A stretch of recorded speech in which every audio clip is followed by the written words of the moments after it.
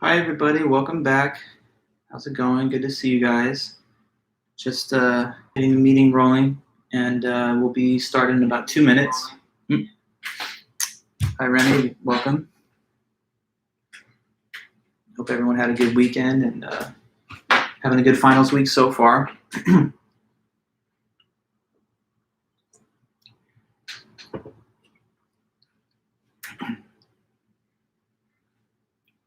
Hi, Anna. Welcome back.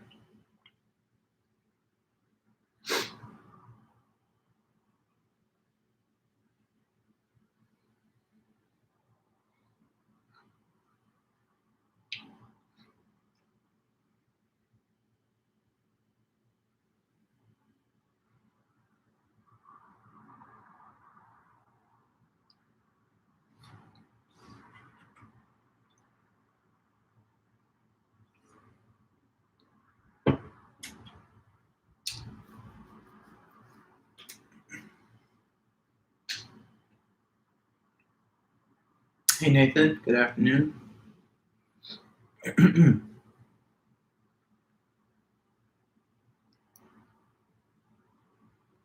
Hey, Corey.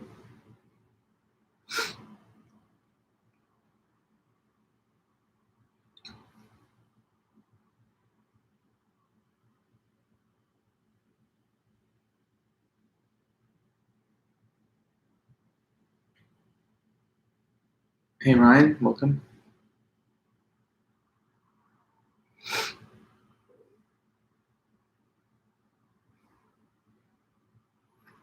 Jordan. Good to see you. All right, guys. So it's pretty much 2:20, and I'm just going to let us get started right now. Thanks again for being here. It's good to be with all you guys as usual. Here we are, and it's the last class meeting before the final. So we've come to the end. This is obviously finals week.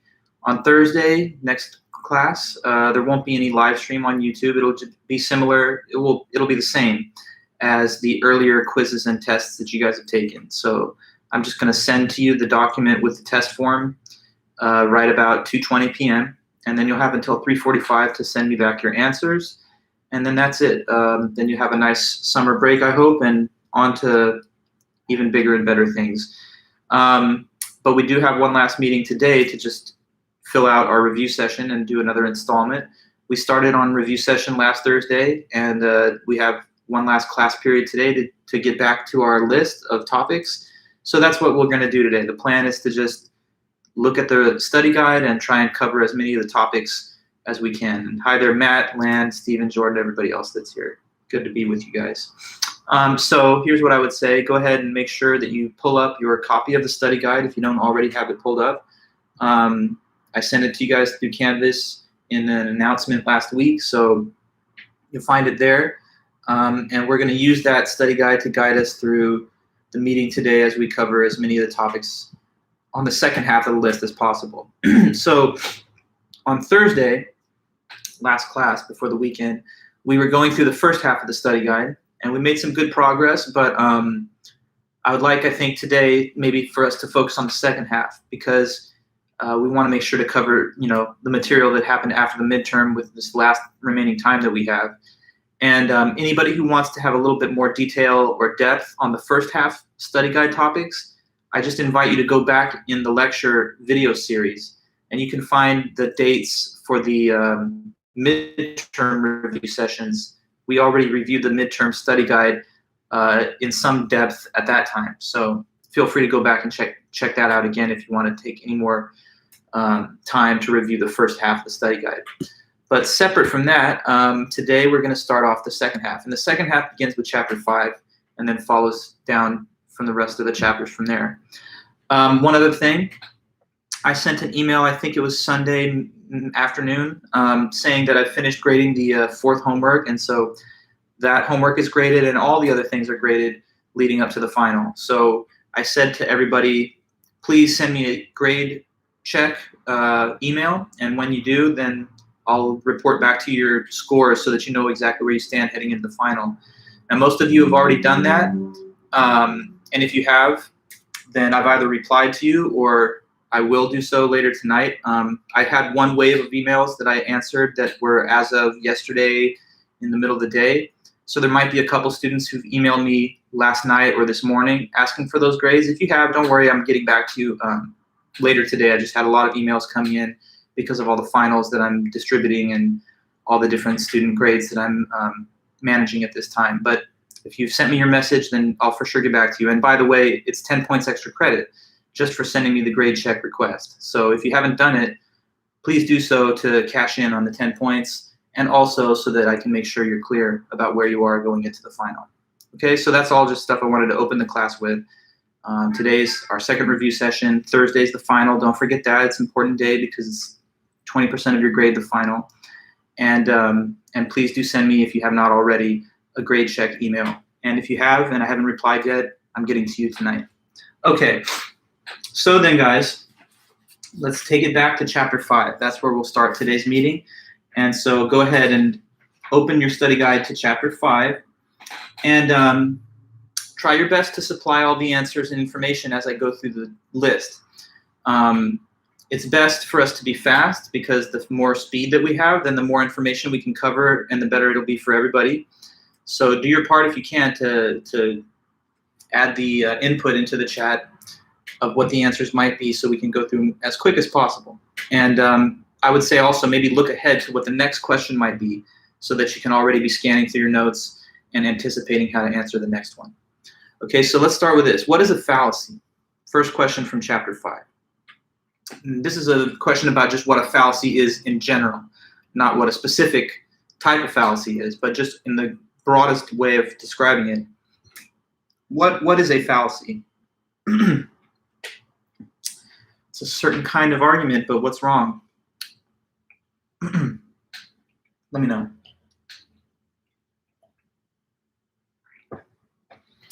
A fallacy is when an argument has something that's not good. What is it? Okay, thanks, Philip. Correct. And also Anna, yeah. When an argument contains a logical flaw or an error, yeah. So not all arguments are good arguments. Some are bad. Some contain information that does not support the conclusion. Some contain misleading or ambiguous language. Some are not justified based on the available evidence. So anyway, when you have an argument that has some type of logical error or flaw, the label for that is that it's a fallacious argument, or in other words, it's a fallacy. And by learning what the fallacies are and being able to point them out, we help ourselves to be better at argument and also better at not falling for the fallacious arguments that other people might make. Okay, good. So correct, fallacy, when an argument contains a logical flaw or an error. So we learned about 3 categories of fallacies. The first category were fallacies of ambiguity. So now let me ask you that. What is a fallacy of ambiguity then? This is one of the 3 types that we studied. Which type is it? It's when an argument contains some bad stuff. What are the things that are not good that a fallacy of ambiguity has in it?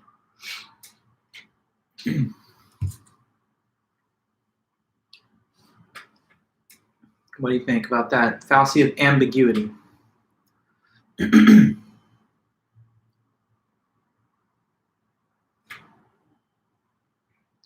So it's all there. All the information is there. Okay, Ryan, good. When an argument contains ambiguous words, sloppy grammar, or a confusion between 2 similar concepts. Yes, that's correct.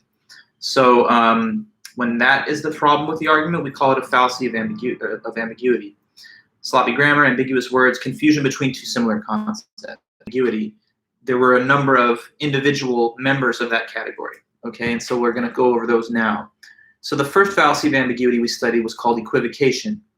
Let me know then, what is the equivocation fallacy? Okay, there you go. Thank you, Philip. So it is when a key term in an argument appears more than once and with different meanings. Correct. So it's when a basic important word or phrase within an argument appears multiple times, but the meaning changes.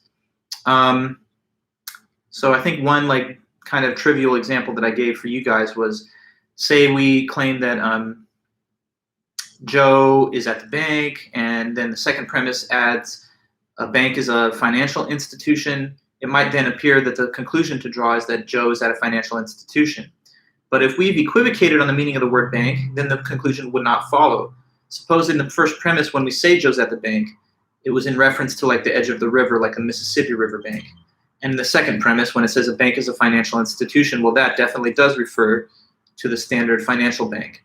But because we have equivocated on the term in the two places within the argument, the conclusion no longer follows from those terms or from those premises. So we have to make sure not to switch up the meaning of important information halfway through an argument. If we do, then we equivocate, and that makes the argument a fallacy. Yeah, I'm trying to think of other examples that are free to hand. But that one I'll do for now because I don't want to bog us down too much. So let's just keep moving. What is the amphibole fallacy? What's that one? Amphibole, anybody? Let me know. This is when there's another type of problem in the argument. Okay, good, Philip. Yes, when there's a grammatical mistake in an argument, and that allows for more than one conclusion to be drawn, and it's not clear which one. Yes. Now, one pretty straightforward example of this is when it is a pronoun, and it is not clear to who or what the pronoun is supposed to attach. If you have like two male subjects that are named in an example, and we simply refer to one of them as he, that would be an example. So if I say that Jack and Bill went up the hill to try and get his cell phone that he left there. Well, whose cell phone? It says he, his, but there's Jack and Bill, and so we're not clear as to which one it was. I was thinking about this in the way we use pronouns sometimes as a generic placeholder for a gendered pronoun. Sometimes people will use they, right, or them. And that can also lead to amphiboly because one possible interpretation grammatically of them is that it's a plural pronoun. But then, of course, it's more commonly starting to be used as a singular pronoun. So like if I say, Jack and Bill went up the hill to get their cell phone from the top of the hill. Their cell phone could refer to the plural subjects, like do they jointly have a cell phone account and they're finding their one cell phone, or there could be in reference to one of the two subjects. And again, it's not clear, and we'd have to disambiguate that to know. And it doesn't always have to refer to like people that the pronouns are in reference to. It could also just be to things. I believe on the quiz I gave you guys an example where I asked, so the boys went skiing and got some ice cream cones, but they were too cold to enjoy. They were too cold to enjoy. Are we saying that the boys were too cold in the skiing environment to enjoy these ice cream cones? Or are we saying that the ice cream cones were like frozen solid, too cold, therefore, to be enjoyable by the boys? They is a plural term that could have been in reference to the boys themselves or the things they were eating, the ice cream cones. Okay, guys, anyway, amphiboly. Let's say, what is a fallacy of accent? And good afternoon, Oliver. Welcome back. Question is this: what is a fallacy of accent? What's the definition of that kind of fallacy? Okay, good, Phil. When the meaning of an argument or statement changes, depending on which word or phrase within it is emphasized. In the book, one example was given of like a parent comes home to see the house burn down and says to the child, "What are you doing? I said specifically don't play with matches." And then the child changes the meaning of the rule by saying, "I know that you said that, but the thing is I wasn't playing with matches. I was setting things on fire, doing it dead serious. No games, no fun, no playtime." Well, anyway, by adding the little stress playing and lingering on that word like that, it makes it seem as though the original rule was consistent with burning matches as long as you didn't play games. But obviously the statement in general means don't do anything with these matches. So sometimes adding an emphasis or a stress to a word or phrase can change the intended meaning, and that would be a fallacy of accent. Okay. Then there's the fallacy of division. So who could tell me about that one? What is the division fallacy? In general, there's a hint. I could say something about a characteristic of something being incorrectly assumed to be a characteristic of something else. But let me know. Okay, thanks. There you go, Philip. And also to you, Elizabeth. Correct. It's a characteristic of a whole group incorrectly assumed to be a characteristic of each member of the group. Right. So say, for example, that there's a class that I teach, and I say, this is my best class. You know, this is, on average, this class has the highest scores. So then I say, and Philip is a member of this class. So therefore, Philip is a great student. Now, Philip, not to refer to you, I just saw your name and it popped into my head, but in general, that would be a fallacy of division, because just because the class on average is a very well-performing class does not mean that a randomly selected student will have that same score. They could be a poor student, but they're still a member of a class that on average, you know, is the highest statistical average. So there would be a case where the whole group, you know, great class, does not necessarily hold of every single member. You know, like the United States is a very powerful country and I'm a citizen, so that must mean I'm one of the most powerful people, but not necessarily true. So sometimes you have a whole that has a feature and it's not seen in every single part that the whole is composed out of. So I guess that's some good examples. Sometimes people reason this way, but it's a fallacy. Okay, and then next we can ask about composition. Composition is similar, but it's just sort of in the opposite direction. So who can tell me what is composition fallacy?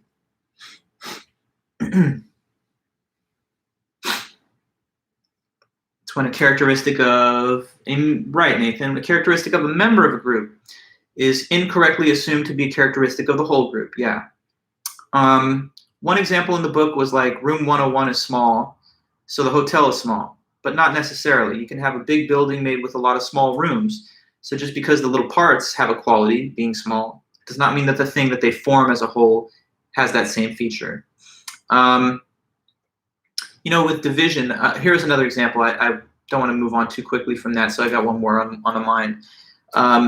When we talk about like average features of a group that are not seen in every member, okay, so here's one. Men are stronger than women, just as a basic fact overall on average. But that does not mean that like some individual man is stronger than some individual woman, right? So if I pick like the toughest, you know, bodybuilding or MMA fighting woman paired with like, you know, I don't know, one of the most diminutive, maybe not most muscular men, I couldn't say, well, men are stronger than women, so this man is, you know, stronger than this woman. Or my dad is stronger than my mom, because on average that's true. And similar, women make less money than men. In our country on average, but that does not mean that your mom makes less money than your dad. That would be division. Okay, so to composition, back to composition. A member of a group, their quality is falsely assumed to be characteristic of the whole group. So, yeah, like I'm a professor, so my family is a family of professors. This is not true, not in my case anyway. I'm the only one. So just because I'm a member of a group and I have this quality does not mean the whole group has it. Okay. So on the quiz, I believe I asked a question that had composition, and it was, the cells in my body are not visible to the naked eye, so my whole body is not visible to the naked eye. That's clearly composition. Just because the little tiny particles can't be seen without a microscope does not mean that the whole thing that they compose is the same. All right, so then to the next thing, we finished the fallacies of ambiguity, so we're now on to the second category. What is a fallacy of relevance then? Fallacy of relevance. Let me know the definition of that category. Right, thanks. Very good, Elizabeth. So when one or more of the premises of the argument is not relevant or is unrelated to the conclusion. Correct. Premises are supposed to serve as evidence for the conclusion. But if they don't even have anything to do with it, like if the premises are just not even in the same arena of information as the conclusion, then that means they are not the right kind of support for it. Okay, so there's a number of different fallacies of relevance. I think there's 8, and let's just go through them one by one. So first of all, ad hominem, which is also sometimes called personal attack. What's the ad hominem fallacy?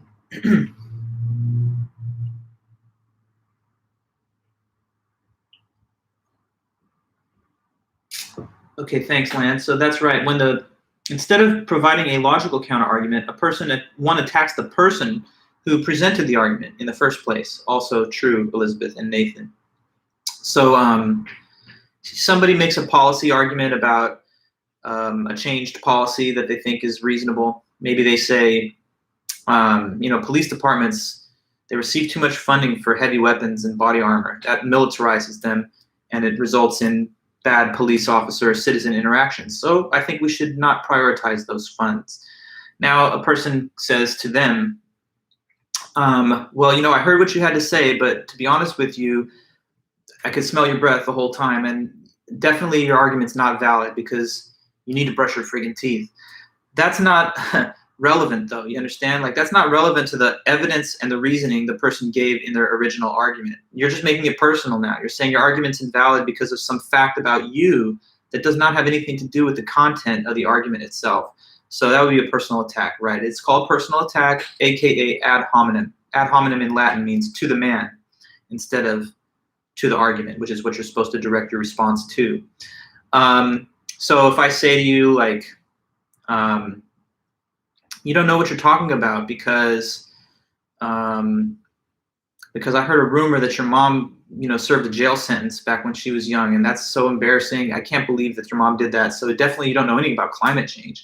You know, talking about your past, your circumstances, your appearance, the way you look, your family, all those things are personal, and they're not supposed to be mentioned when people are debating topical arguments that are not about those subjects, okay? So that's all personal attack. And it's easy enough to see it when people do it to you. You got to try not to take the bait and do the same thing to them, because a lot of times what starts off as an argument, if one person drops an ad hominem, then it can quickly devolve into just, you know, a couple of people ranting about each other and not even talking about the topic anymore. Okay, so after ad hominem, appeal to force. What is this? Appeal to force.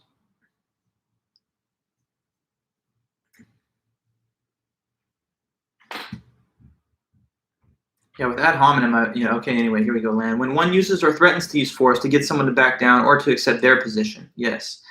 So if you want someone to agree with you, you should try and convince them by making a good argument. But what you should not do is say, hey, look, if you don't agree with me, something bad's going to happen to you that you don't want.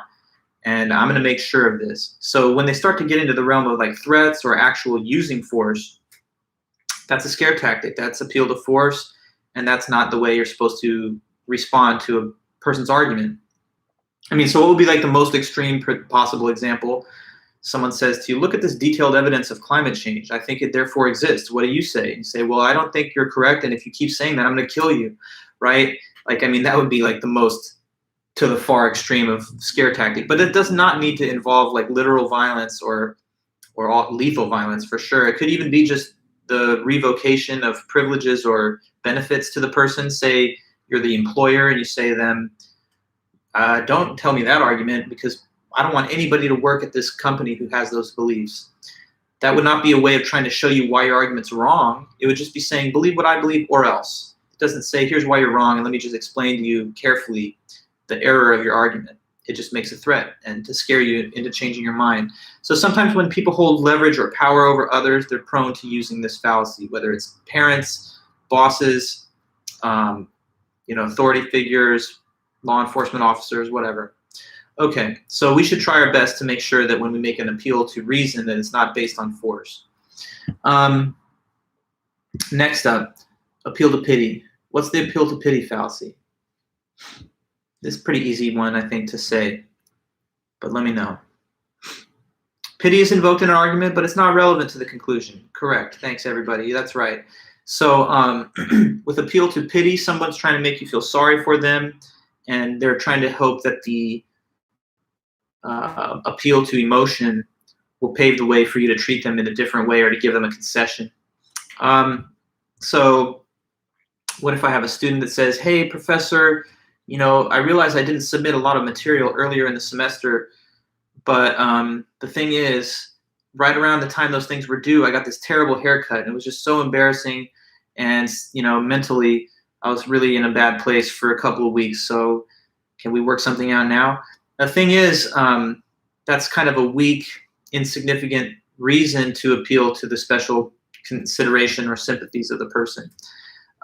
So it's fair to feel bad for people sometimes, but a lot of times the reliance on sympathy, pity, emotion doesn't rise to the significance of the thing that you're asking to be excused for.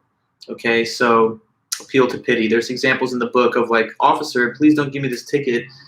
My friend just went through a breakup and it's been affecting even me, and that's why I'm not paying attention on the road.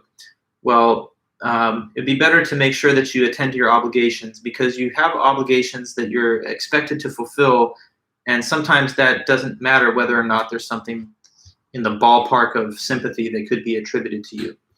Okay, so let's keep going then to the next, which would be popular appeal. What is a popular appeal fallacy? The name is almost like a giveaway, you know, popular, but let's see what you'll say. Okay, good. Thanks, guys. Philip and Lan and others. Popular appeal, when you appeal to popular opinion to gain support for your conclusion. Right. So it would be like when you just say, oh, no, sorry, Elizabeth, not to worry. It's okay. Here, we'll get that one removed so no one's confused. Yeah, it's all right, not to worry. Yeah, so for popular appeal, you appeal to popular opinion to gain support for your conclusion instead of making an argument. If I say to you, oh yeah, so like this is the best movie because it's #1 at the box office, that's not really film criticism, you understand? That's just saying it's most people think so that's what I'm saying. If it deserves a good review, then you could point out what's good about the movie independently of the fact that it's popular. So when you just say something is true or correct because most people think so, you haven't actually given any independent grounds for why they ought to think so.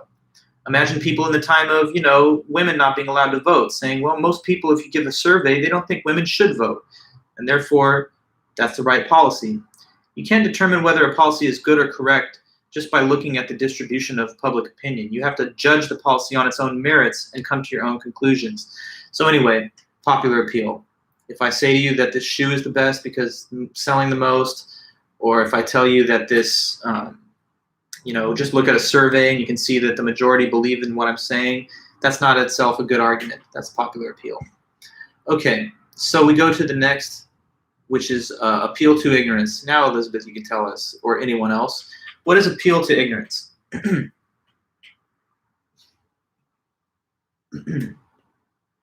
Okay, there you go, thanks. So it's when a person claims that something is true just because it has not been proven false. Yes. And Nathan claim that something is true just because something has not been proven false, right? And also it's equivalent to the other way of doing it, that someone claims something is false just because no one can prove that it's true. Both of those would be fallacy of appeal to ignorance. So when you make a claim for something, you need actual evidence that it's true.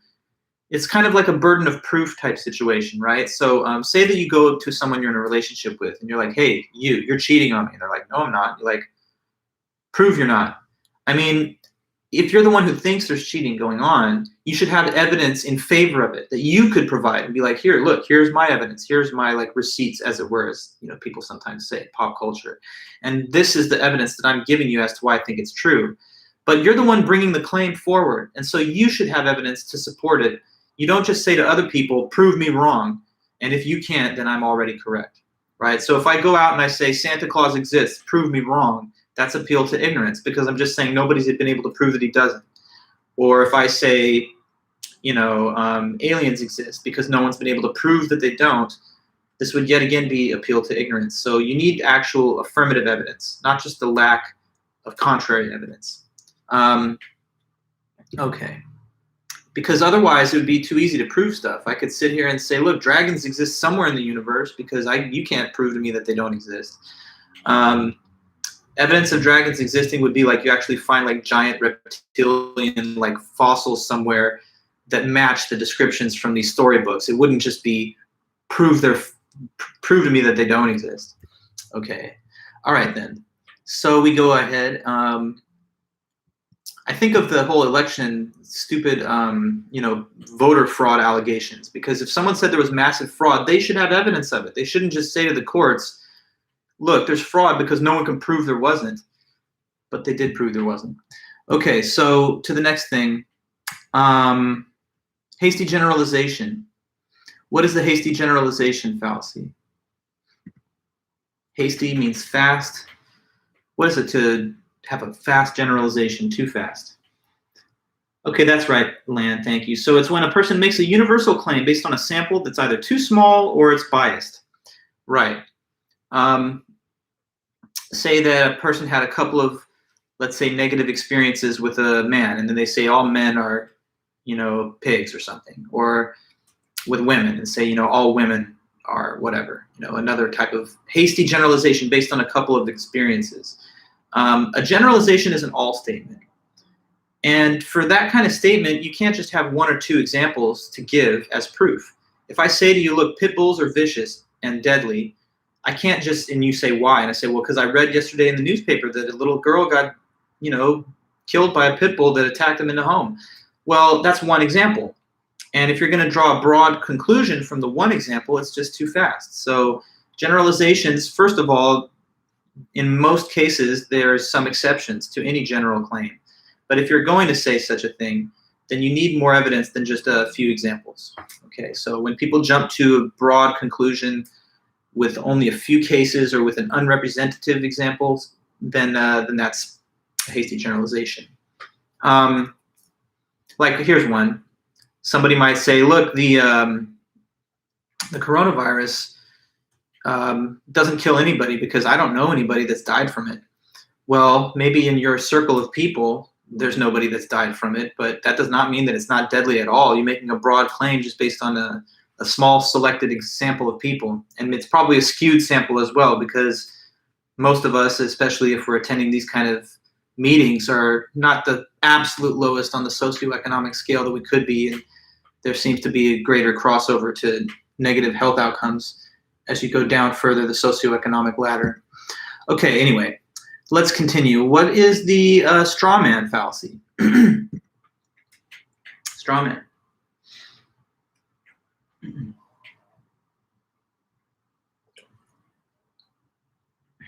Right, thank you. Yes, Lan and Elizabeth and Nathan. When you distort or misrepresent your opponent's argument so you make it seem easier to refute it. Like somebody says that, okay, global warming is a problem, so we should cut fossil fuels. Well, cut our emissions, that we should reduce fossil fuel emissions. That's the argument. And someone comes back and says, so what you are saying is we should just take our cars and hand them over to the government and, turn them in because we should eliminate all forms of fossil fuel transportation immediately. But if we do that, our economy is going to collapse, and how are we going to commute to work and stuff? So that's a crazy idea. But the person didn't say, yeah, let's have the government confiscate all motor vehicles that run on gas. They just said, we should institute policies that will gradually decrease our reliance on these types of fuel. Or maybe somebody has argued that police has received too much funding for military-style equipment, so that should be cut back on. And then they're described as having said that there shouldn't be any police at all, which would be a straw man, a misrepresentation of their actual view. So sometimes people like to try and over-exaggerate or oversimplify what somebody else has said so that they can attack this kind of fake version of their actual position. The reason they call it straw man is because it's supposed to bring images to your mind of like a scarecrow, which is literally a man made of straw. So it's the thought of, like, metaphorically, you're not attacking the real person's position. You're attacking this like made up fake scarecrow version of it that is easier for you to like dunk on or whatever. But that's not what they really said. So when people misrepresent you, you should not indulge them any further and say, what, that's a straw man. I did not say that. Let's get back to the real argument that I made. Okay. So we'll go ahead to red herring. What's red herring fallacy?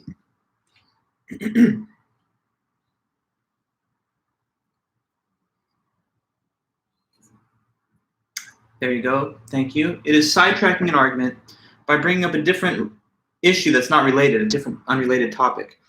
Like if I try to say climate change is a significant problem in the world, and you're like, no, it's not. Crime is a bigger problem. That's a real issue. Don't tell me climate change is an issue.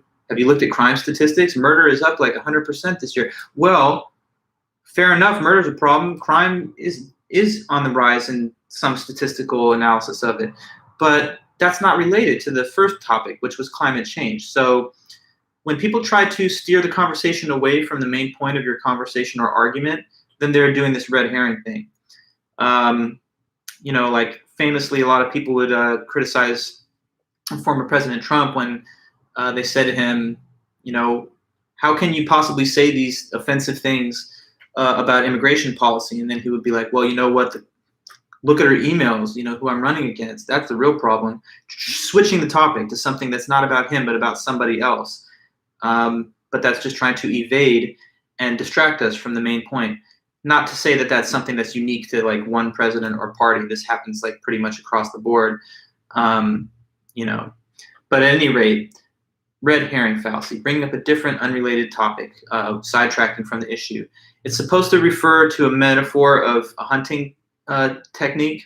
When you're training dogs that you hunt with, sometimes you'll bring these very smelly little herring fish. And what it's supposed to do is, if they're not trained well enough, then the smelly herring will distract them from targeting and retrieving the actual animal that you're hunting in the field. But when they're very well trained, then even though they can smell the red herring, they don't allow it to divert them from their course. So in a conversation with people, you're the dog, and the red herring is like, the distracting side topic that they're trying to get you to veer off on so that you quit addressing the main point. Okay, so then we continue to the next. We finished the fallacies of relevance now, and there's just the third and last category, which are fallacies of unwarranted assumption. So what are fallacies of unwarranted assumption then?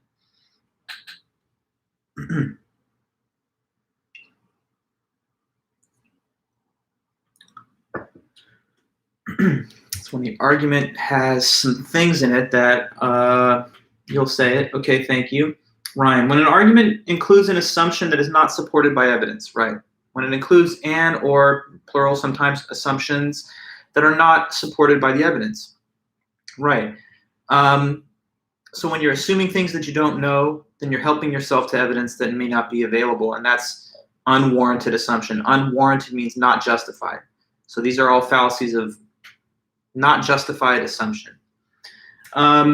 And looking at the list of them, so going down the list, there's 7. First of all, begging the question. Who thinks they could say what is begging the question fallacy?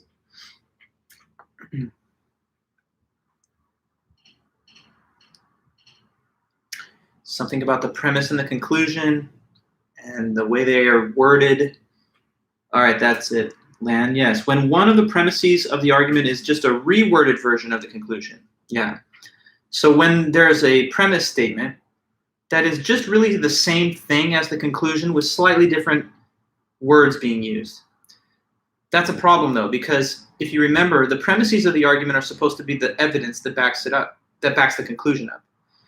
But if the conclusion is the same thing as the evidence, then it's like the conclusion is supported by itself and not anything independent.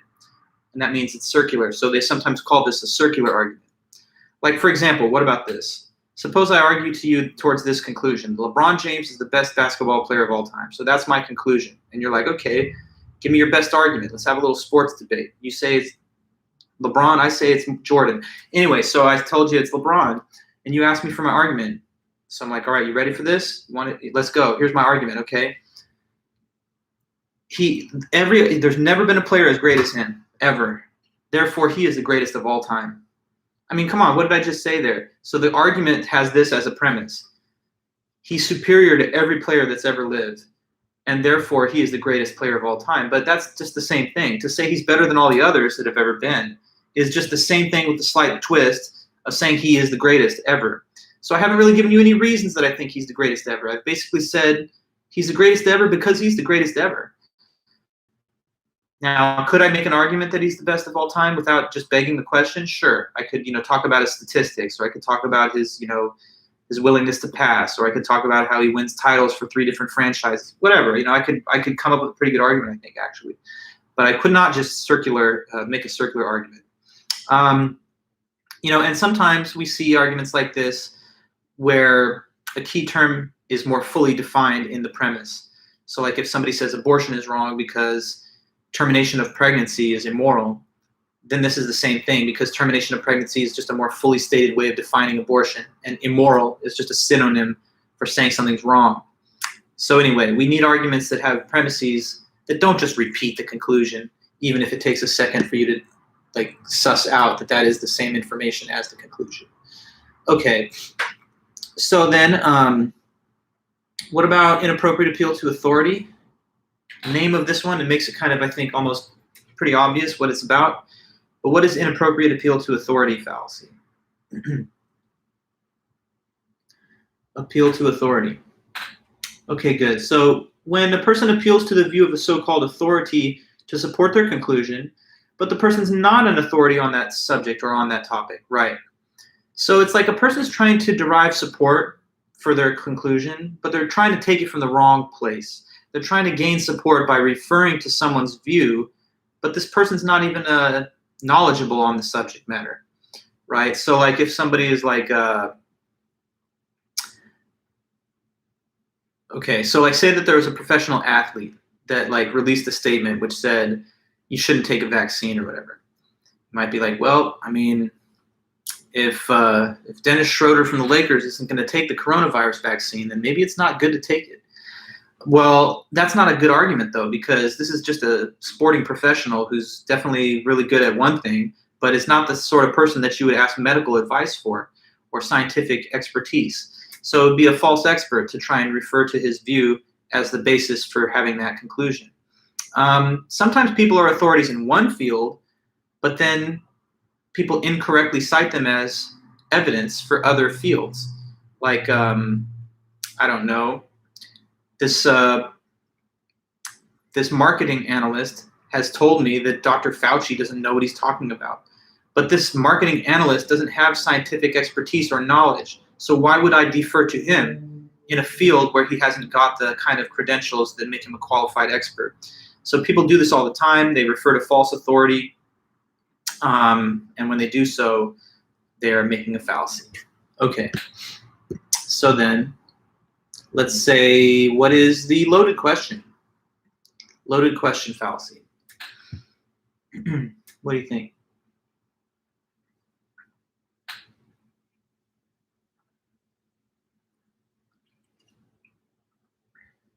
Right, good, Elizabeth. Whenever you ask a question that assumes the answer to a different question. So it's kind of like you're asking a leading question, a question that's got an assumption to it. Can anybody ask such a question? Go ahead and see if you can type out a loaded question. And let's see what you come up with. I'll see if I can explain it to everybody. So what would you say is like a really assumption-laden question? When are you due? Okay, referring to my earlier example. Yeah, so to say to a woman, when are you due, asking her that, you better know she's pregnant. Otherwise, you may be assuming the pregnancy that you don't know about. Ryan, when was the last time you traveled outside the country? There you go. Yeah, if the person's never had outside travel, then this question would make an assumption about them that wouldn't be known. How are your kids? Yes, if you don't know whether the person has children, then that would be a loaded question. Yes, how was lunch?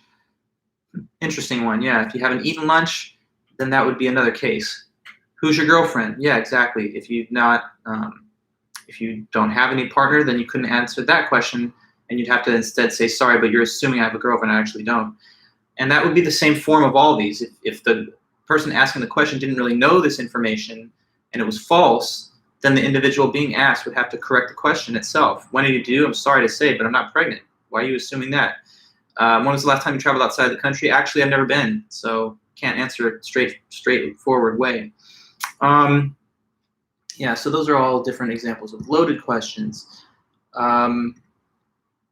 Sounds pretty good. I can't think of anything. Sometimes, you know, in law, this can happen. Like if somebody asks you, why did you do something, but you didn't do it? Like, so say in a relationship, someone's like, why did you cheat on me? But you're like, I did not cheat. Then the assumption of the question that you cheated is built in, and the simple motive is what they're trying to follow up on. But you can't answer a question about motive for something you did not actually do. So in any of these cases, it could be a loaded question. Fair enough. All right, then false dilemma. What is the false dilemma fallacy?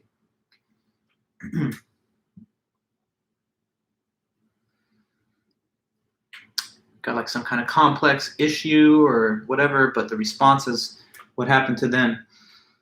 Okay, that's right. So when a person reduces the responses to a complex issue to a simple binary either or choice.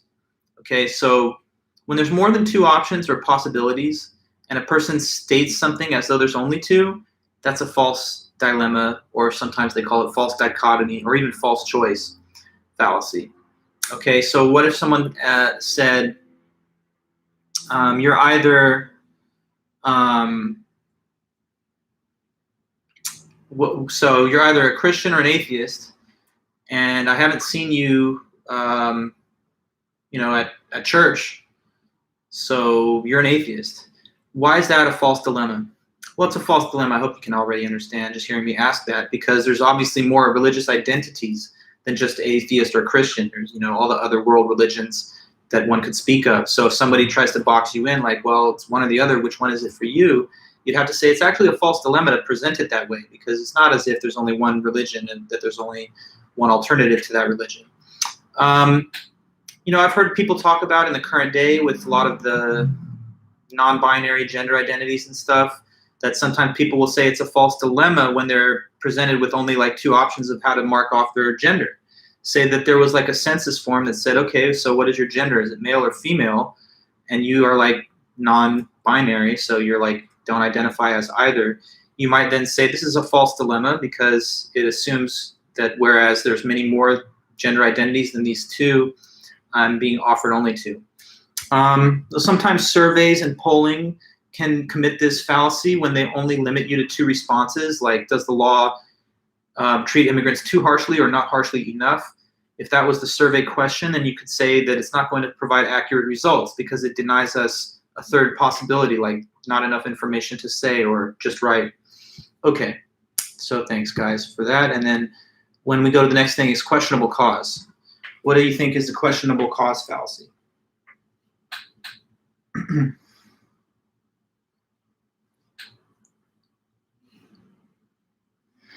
Questionable cause? Okay, there you go. Thank you. So it is when someone assumes without very good reason that one thing is the cause of another. Sometimes it's just because one thing literally happens before the other thing, and for whatever reason, the person tries to connect the two even though there's no causal connection. So I don't know, you can imagine like in superstition, like something bad happened and a person links it to an earlier event that's totally unrelated, like a black cat crossed their path and then their car got hit by somebody, so they thought that that was the reason. But obviously that could not possibly be the reason. Otherwise, there would be evidence that reliably shows that this is a result of that kind of thing.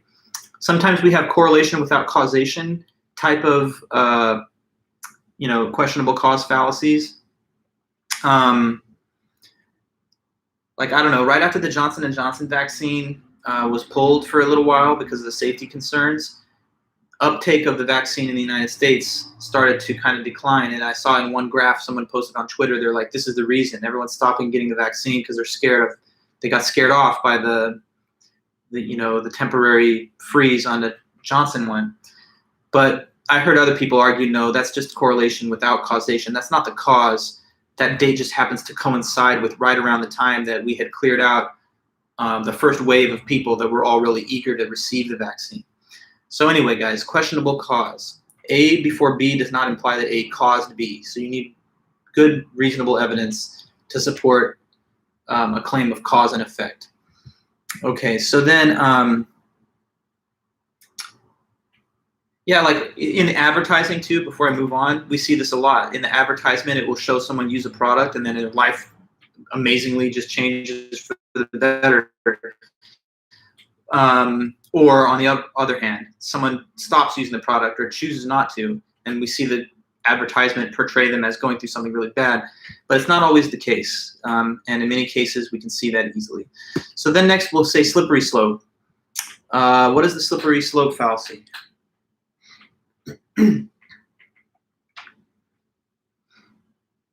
It's the false, incorrect assumption that if what? Okay, it's the unjustified idea that if one action is taken or allowed, then eventually all actions like that will be taken or allowed, right? So it usually sort of is stated as like a warning not to allow people to do certain things, because if we allow that, then the kind of actions that will lead to will be worse and worse until we get to something really bad in the end. Like, suppose that you've got a kid and you're talking to another parent, and the kid says, I know I was supposed to be home tonight by 8, but Mom, Dad, whoever, can I please just stay out till 9? I just want 1 more hour to play and hang out with my friends. And you're like, well, I have my rules, but they're asking nicely. And somebody says to you, well, you know what? Look, don't give in. If you let him stay out an hour later, it might seem like a simple little nice thing to do right now, but it's going to put him on a slippery slope to, over time, he's going to be like, there's no such thing as rules, and I can just break them and do whatever I want. And after a while, he's going to become like a total drug addict or a criminal, and he'll never be able to control himself. So I would say don't do this. But is it really reasonable to think that this kind of overhyped, negative, disastrous result is going to issue from the one simple decision to modify the rule? Probably not. You've also seen perhaps like gateway drug type arguments. Don't allow somebody to take a sip of alcohol because you're putting them on a sure path to like total addiction.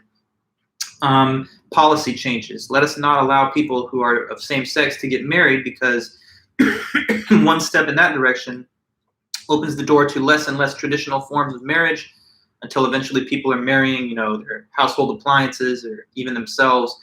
But yet again, it's a slippery slope to say that this kind of really overblown and negative set of consequences could result from the one policy change. Okay, so when you think of slippery slope, try to remember the image of a person standing on top of a tall hill, and there's a slope that if they step in one direction, the prediction is that they will slip all the way down and hurt themselves worse and worse as they fall. So metaphorically, when this fallacy is committed, someone is basically saying, don't take that step, because one step in that direction is going to lead to more and more bad stuff following from there. Okay, so the last of the fallacies is just naturalistic fallacy. Somebody can tell me then what you think is that one. The naturalistic fallacy says something about what's good and what's bad. What is that?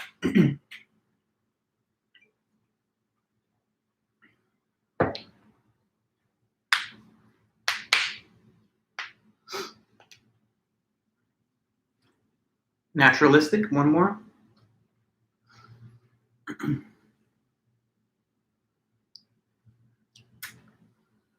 What could it be? Just let me know.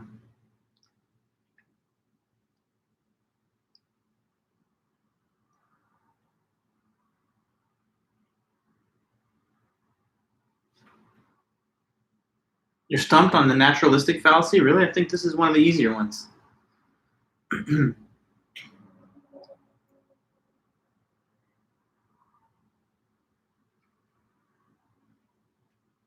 There's no interruption in the connection, right? You can hear me and see me, right? So then let me know, what's the naturalistic fallacy? I'm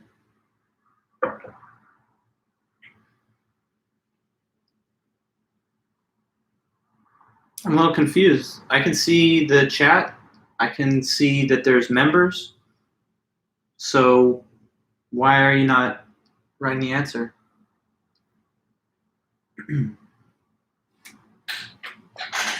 Just make sure the chat's working. Yeah, it's working. You gotta say something. You're either gonna write the naturalistic fallacy or you're gonna tell me why you're not saying it. Wait, Professor, did you see your comment? No. Did you write a comment about the naturalistic fallacy? Because I don't see it, not in the chat yet. Is that what you're referring to, Lan? Oh, you sent one a while ago too? I'm sorry, guys. Yeah, that's the thing.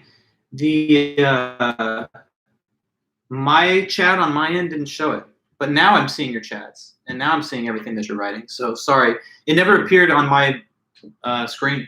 What I see is this: Lan wrote the unjustified idea that if one action is taken or permitted, then eventually all actions of this type will be taken or permitted, and then right after that, it's just my test message. So how about this, guys? Because you may have typed it. And now Elizabeth's version of it is showing in my live chat.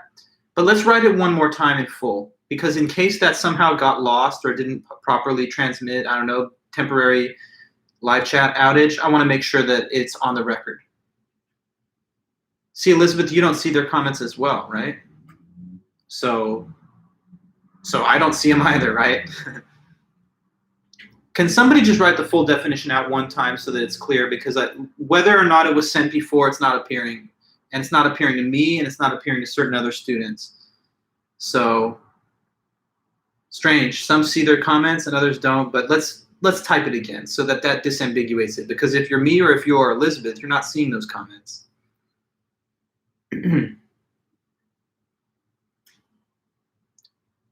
Well, let's just do a do-over, guys, right? So type it in now. Elizabeth, I don't have a problem with your definition, but there's only one thing that's missing. You say the idea that what is found in nature is good, but there's also the idea that whatever is natural is assumed to be good, and whatever is blank. Look, we don't have a big issue right now. Just I think a couple of comments went out of the chat. Is somebody now attempting to type it? You keep trying to type it and it won't send. Huh, okay. Well, I'm just going to write it, all right?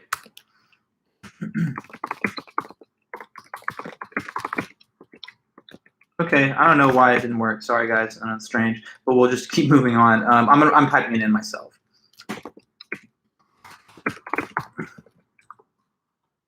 Well, it's weird because your other comments are just something anti-naturalistic fallacy in the algorithm. That's weird. Well, assumption whatever's natural is good, and whatever is unnatural is bad.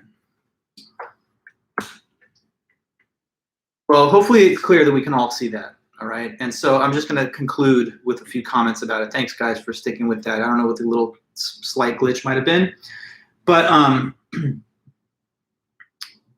do you see my current comment? And you can hear me anyway, so I'm just going to talk this one out, all right? It's the false assumption that whatever is natural is good and whatever is unnatural is bad.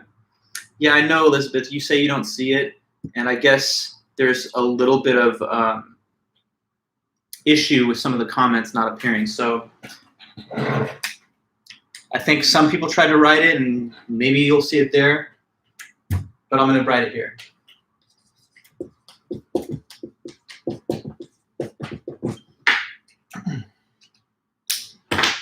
This is the last one that requires any kind of notes that I would have you write in the chat anyway, so it's kind of funny. It's like right at the end we had a glitch, but it's no big deal.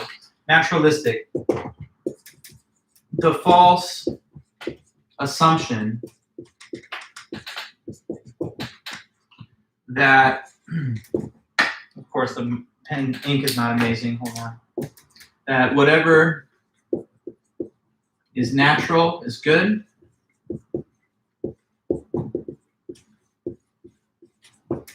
And whatever is unnatural is bad.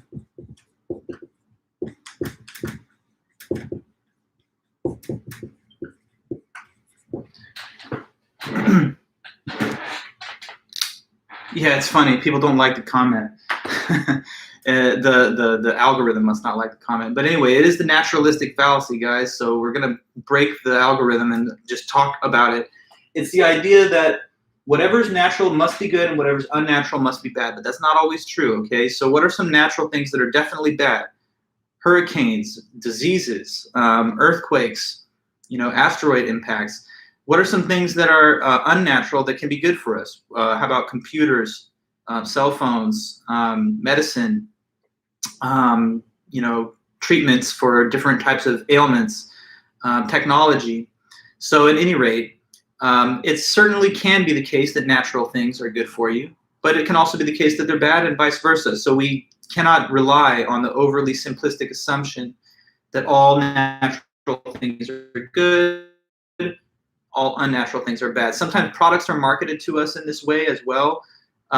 Think of the actress and celebrity Gwyneth Paltrow. She has her whole show Goop, which is based around promoting these kind of like natural wellness kind of treatments and dietary supplements and things and beauty tips.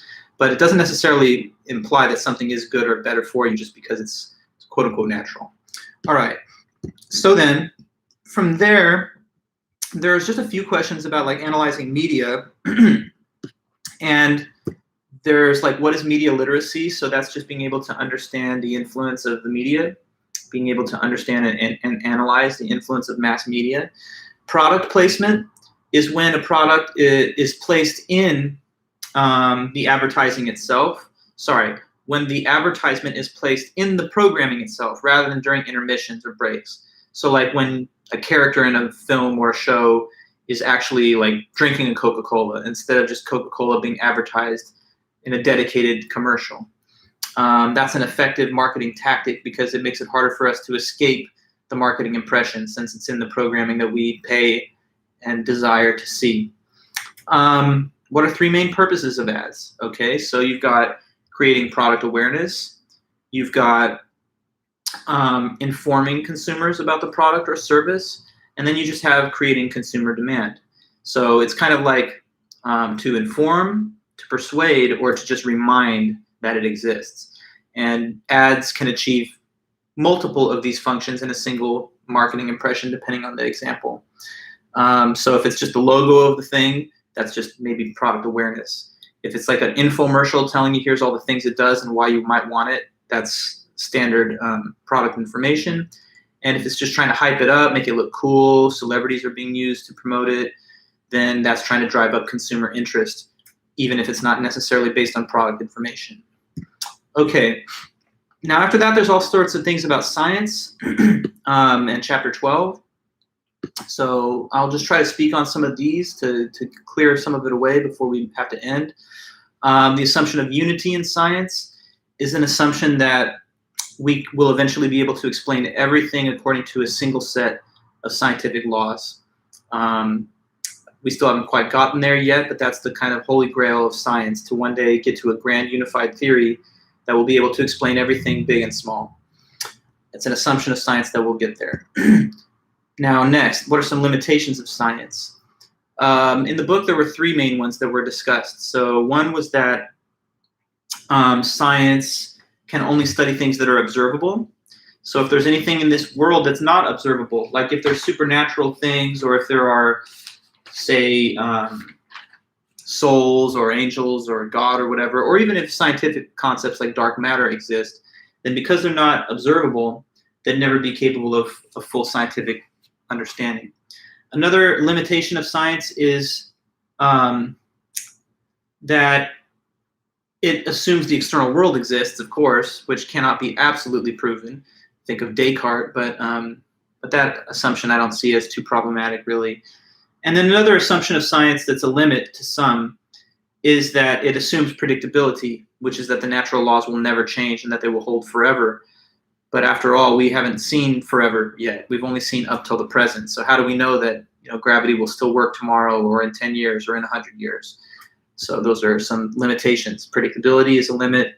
The assumption the external world exists is a limit. And also that we can only study what's observable in science. Now, what's the scientific method? Overall, it's a procedure that we use to try and derive explanations for the phenomena that we observe in the world. It starts with observing those things, just things happening, observing the world, identifying a problem. From there, one creates a hypothesis that tries to explain why that thing happened. And then you try to test the hypothesis to see if you can prove that it's the right explanation. So observation, hypothesis, and testing are the main core elements of the scientific method. But we'll talk about each step in more detail as we get further through the list. Now, how is the three stages of critical thinking similar to the scientific method?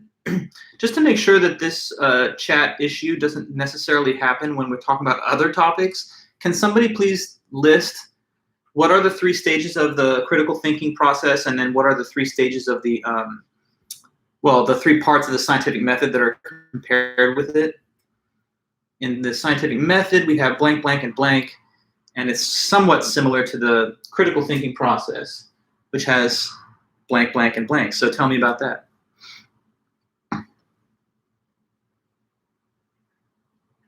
As long as this works, I'm just making sure.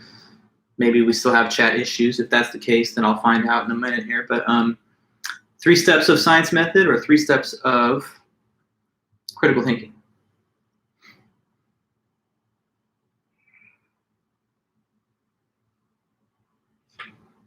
Okay, good. Thank you. I just want to make sure there was no issues here. So yeah, With scientific method, you have observation, hypothesis, and test. And in, yes, Elizabeth, critical thinking, you have experience, the first step actually was what they called it, experience, interpretation, and analysis. Now here's how they kind of match to each other. The first step of both is just looking at the world and seeing something happening. So that could be observation in the scientific case or just experience in the everyday critical thinking case. The second step of both is when you try to give the explanation for that thing. So in science, we call that creating a hypothesis. But in everyday critical thought, we just say trying to interpret the experience. And then the third step of both is also similar, because in the third step, we then create a test which can determine whether the hypothesis is true or false. So that's where we try to determine if we have the right explanation. And in critical thinking, we analyze our previous interpretation to see if it's the right one. So the last step of both is like double checking to see, was that the right explanation or hypothesis? Okay, so then, the first step in the scientific method, identifying a problem. All right, with that, you go into the world and you just try to observe some unexplained phenomena. You note that something happens which is not yet understood, and that gets the process started, because now the whole thing is going to be trying to explain why that thing did happen. Okay, and that could be any number of things. Bees dying off in greater numbers, I don't know, a virus originating in the world, physical phenomena like lightning strikes, volcano eruptions, eclipses, whatever. Things happen, that's what you notice, and then you try and explain why they happen or what got them started. And then the second step, developing an initial hypothesis. So that is when you try to provide a tentative, educated scientific guess, which will explain the cause of the observed event or phenomena. Okay, so you have to try and give some kind of reasonable explanation as to why it happens, and then that becomes the thing that you're going to test. After this, testing the hypothesis, right? So finally, you've got a hypothesis in its final form, and now you perform an experiment which can either confirm or disconfirm the hypothesis. The experiment is sometimes conducted in a lab, sometimes it's conducted out in the field in the real world. But one way or the other, you conduct an experiment that will be able to confirm or disconfirm the hypothesis. Okay, so then let's see what's next. Evaluating the hypothesis based on the results of the experiment, the last step. Okay, so at the very end, after you did your experiment, you're going to see whether it verifies your hypothesis or not. If it did, good, that's success. That means that you can publish the study, and hopefully it can be replicated by other scientists and researchers. But if it did not confirm the hypothesis, that means it's back to the drawing board. You have to come up with a new hypothesis and then just go through these steps again until eventually you get experimental confirmation. Okay. Now, good scientific theories or hypotheses have various qualities that make them good. And one of them, the first one mentioned in the book, was relevance to the problem being studied.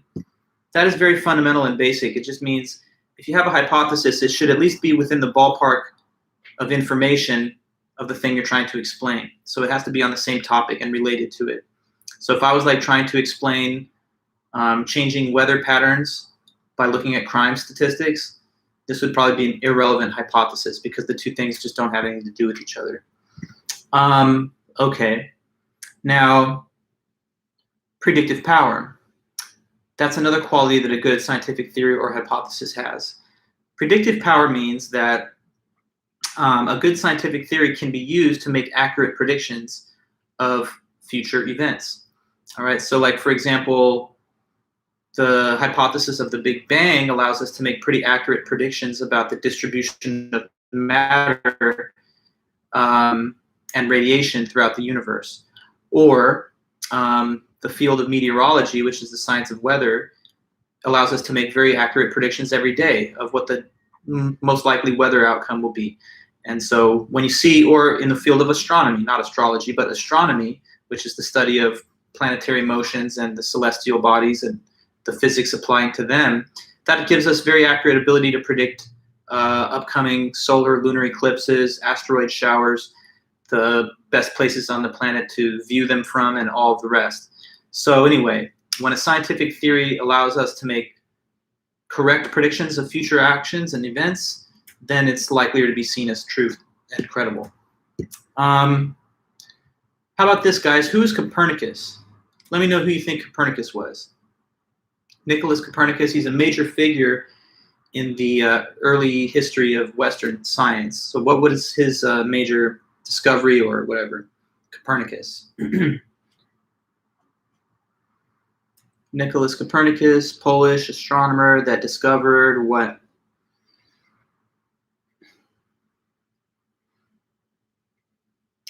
Okay, thanks, Philip. Yes, it's the Polish astronomer that discovered the heliocentric model of the solar system, and that replaced geocentric. But let me ask a follow-up question, because we don't just want to throw those big vocabulary words out there without proving that you know what they mean. So what is heliocentrism, and what was the geocentrism that it replaced? Can you define those? What is the discovery of heliocentric model? It means what? That he discovered what?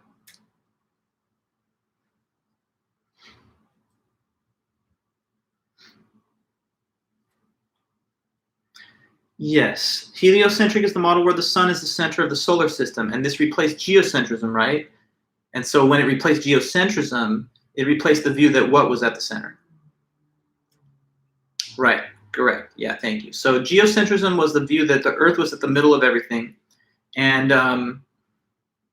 prior to Copernicus and Galileo, the church said that this was an orthodox doctrine because God would not have made mankind in a weird place that's not in the middle, because we're supposed to be created in his image by God for the sake of him. So it was really a revolutionary idea to discover that no, we're not at the middle, but the sun is instead. And people were even persecuted in some cases for just reporting on these things that were discovered through the use of telescopes. So correct, yeah, Copernicus discovered the heliocentric model. It replaced the geocentric model. In other words, he showed that the sun is at the center of the cosmos, that we're nearby and not the Earth. Okay.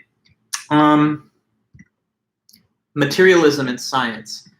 So materialism in science refers to the belief that everything in the whole universe is made out of physical matter, even including us and our consciousness.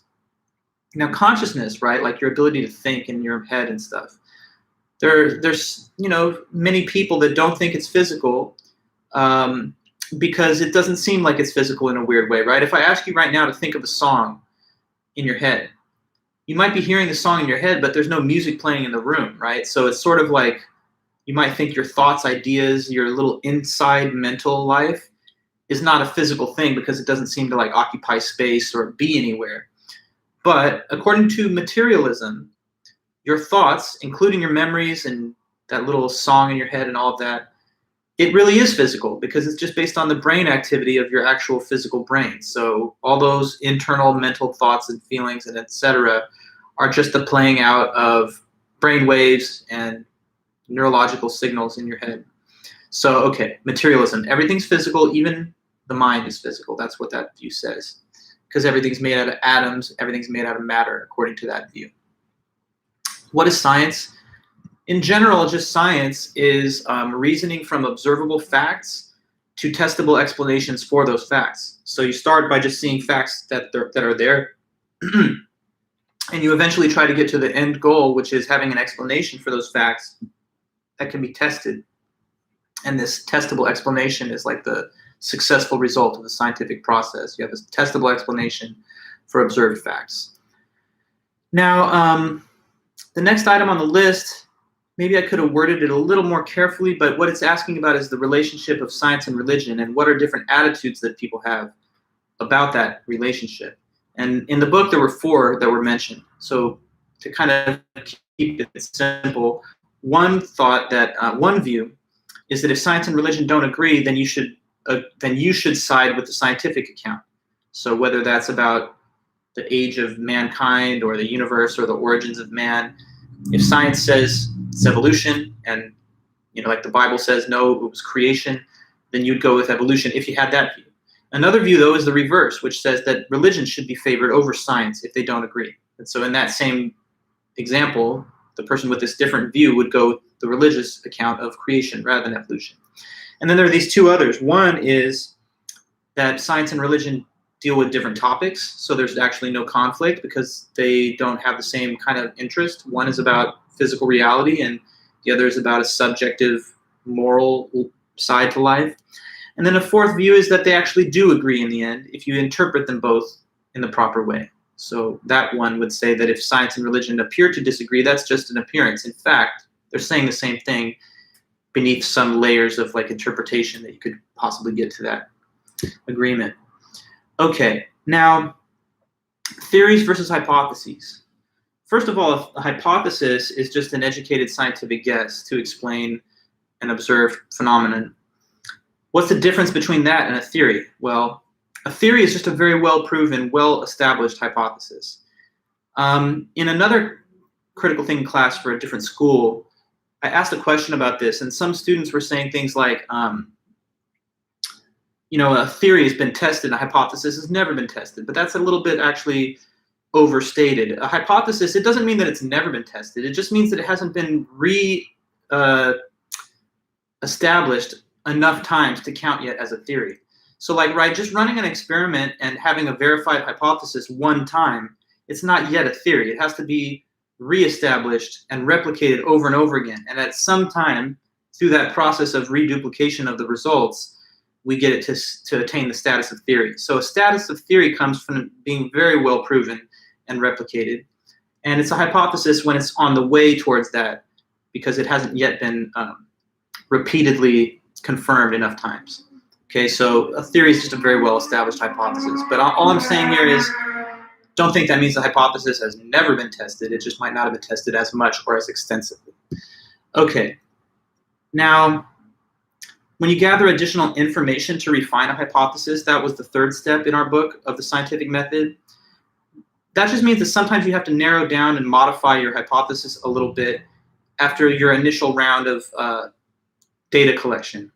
Suppose you had a hypothesis that women are more affected by a certain type of dietary element like dairy, okay? So you're like, as opposed to men, women show higher degree of osteoporosis from a diet that features dairy. But then you start studying the statistical data on this, and you're looking through those tables, and you start to notice that it's more correlated with women of a certain age group. So what began as women have this greater risk gets narrowed down to maybe women between age 18 and 40. And so sometimes you're going to make little revisions or slight edits to the hypothesis based on what comes back from your initial data collection. And whenever you have fully refined it, then that's the one you move on to test. Okay. Now, good scientific theory should be consistent with others that have come before. So consistency with established theories means it should not contradict, but rather should fit in well with established, well-proven theories. So a new hypothesis is better if it does not contradict or invalidate the others that we know of before. If you have a hypothesis that is contrary, that contradicts established theories, then it's probably because the hypothesis is wrong, not the well-established theories that have already been there from before. Falsifiability. Okay, it's a good thing when a scientific hypothesis is able to be proven false. So falsifiability is just when a good theory has a chance to be proven false. That doesn't mean that it will be proven false. It just means that we know in principle how to test for the question of whether it's false or not. Because if there's no way to know what it would mean for it to be false, then you also can't test to confirm that it's true. So unscientific claims are not falsifiable. It's not like when you read the astrology horoscopes that they say, look, perform an experiment, and if it doesn't confirm this, then I guess we were wrong. So there's no ability to disconfirm those things. That's why they're not scientific claims. All right. Simplicity, or sometimes it's called Occam's razor. This is a quality of a good scientific hypothesis or theory. So the simpler of two explanations is usually considered to be the one that's likelier to be true. So if you're trying to explain something and there are two different explanations on the table, go with the one that involves fewer assumptions, because that's the one that's likelier to be true according to science. If there's a complex explanation for where, your cell phone went, and there's a simple explanation for where it went, the simpler one is probably likelier to be true. So if you're starting to think, look, maybe someone that was at my house stole it from me because I'm looking around and I can't find it, but it's also possible that you just misplaced it, I mean, theft would introduce a whole host of additional assumptions that maybe misplacement would. I'm just giving you one example. You can think of earlier ones that we've discussed in our class too. Next up, predictability. So that's the assumption of predictability in science rather than predictive power, which is a quality of a good scientific hypothesis. Predictability is just the assumption overall that the universe is orderly and predictable. So whatever established cause and effect relationships we've been able to discover, they'll always last and they'll be there forever. They'll be repeatable till the end of time. Now, when I asked this question, like on a quiz, I noticed some people just said this, give an example, and you're like, if I drop a pen, it will fall. Kind of, like I know you're referring back to the thing I said in class, but it wasn't just about dropping it once. The whole point I was making is that this would keep dropping forever, for millions of years if I had that much time. So the prediction of predictability is not just that these laws will hold one more time, but that they will hold forever. So the proper way of explaining it would have been like, if I had a marker and I released it from my grasp, not only would it fall now, but it would fall forever if I could keep on continuing to repeat the process, because the law of gravity is something that won't expire in 5 years, 10 years, or a million years.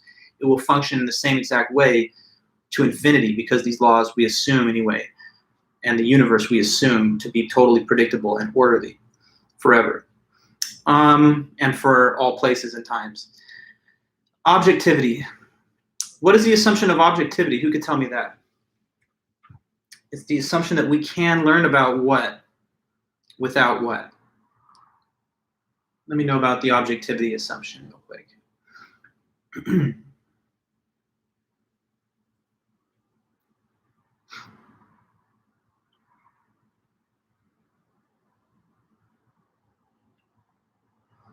The assumption of objectivity within science is the belief that we can what? We can learn about something, what? Now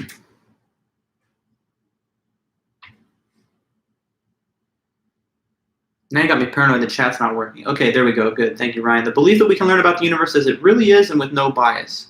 Correct. So the universe, it's something that exists outside of you. It's not like you create it with your head or your thoughts. It's just an objective thing. And so in science, the assumption is that we can learn about the objective reality as it really is, not just how it appears or how it seems through like the veil of bias or whatever, but we can learn about the universe as it really is and with no bias. So the goal of science is to discover objective facts, not to discover subjective appearances. And then, okay, pseudoscience. This is like fake science. So this is something that wants to look to be scientific, but it's masquerading as science. It doesn't involve any actual experimental proof. It's not falsifiable. So pseudoscience. Think of stuff like astrology, numerology, crystal ball, tarot cards, and all of those things. Now, Sir Francis Bacon, this was the British philosopher and statesman who created the scientific method back in the 1600s. So he's another major player in the history of science in the West. And then empiricism is the assumption that most human knowledge comes from the five senses and observation, which is a core assumption that's also found in science and the field of science. So other than that, there's only one other chapter that I guess we haven't been able to review, but it's the most recent material. So I trust that you'll be able to go back in the notes or in the recent lectures and find all that info. But Chapter 9 is about ethics. Ethics is study of morality and moral concepts, moral reasoning, when you make a decision about what's right or wrong, what you should or shouldn't do. 3 types of moral action. We've got morally impermissible, permissible, and obligatory. You can define those, give examples. Moral values, values that benefit you and others, but they're also considered good for their own sake, like compassion and justice and stuff like that. And the non-moral values are more self-directed, goal-oriented, and they're desired as a means to an end, like fame or wealth. Then there's the conscience, some internal source of knowledge, innate source of knowledge about what's right and wrong. The moral sentiments that it reveals to us, there's a little range of those that we talked about. 3 stages of moral development. Try to remember about pre-conventional, conventional, and post-conventional and what they each represent. Different ethical theories, moral relativism. Morality is not universal, it's relative. Moral universalism. Morality is not relative, it's universal. And then you've got ethical and cultural relativism, 2 different types of relativism. You talk about them. explain a criticism of moral relativism. I mean, if that's a true theory, then there's nothing that's really objectively right or wrong. But obviously, some things seem to be objectively right or wrong. And you could give an example. Utilitarianism, act always to promote the most overall happiness for the greatest number of people. This is a view of Jeremy Bentham and John Stuart Mill. Immanuel Kant, the German philosopher that founded Kantianism, the categorical imperative is his main principle. Know about the greatest happiness principle too, but the categorical imperative says to only do actions that could be done by everybody and still be consistent, and also to not treat people as a means.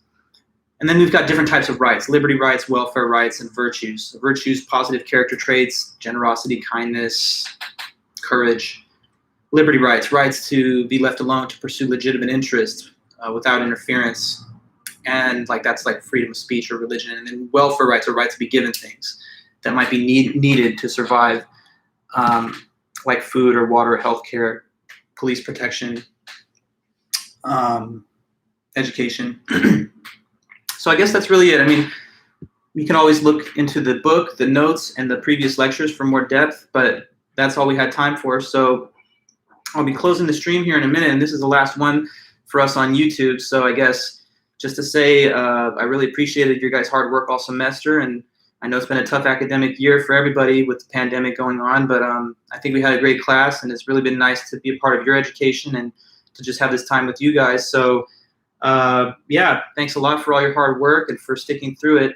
If you need anything from me, or if you've sent me any grade requests or anything else, just know that I'll definitely be getting back to you later today or tomorrow morning at the latest. But other than that, if you have any other questions, let me know. If not, then just let's say goodbye, and I'll be in touch with you guys on Thursday as you get ready for that final exam that I'll distribute at 2:20. So everything's cool? All right, perfect. Thanks so much, guys. You know, we're doing our best with the limitations of online learning, but I think that it's been pretty good and fun interacting with you guys here. So take care. And I wish you guys all the best, not just in this class, but in life and your other finals and everything else. Maybe I'll see some of you in campus later if we return in the fall or spring. I'm sure in the spring for sure we will, if not the fall. But don't be a stranger, and I'll see you guys around. Okay, then take care. And until Thursday, I'll talk to you soon. All right, bye.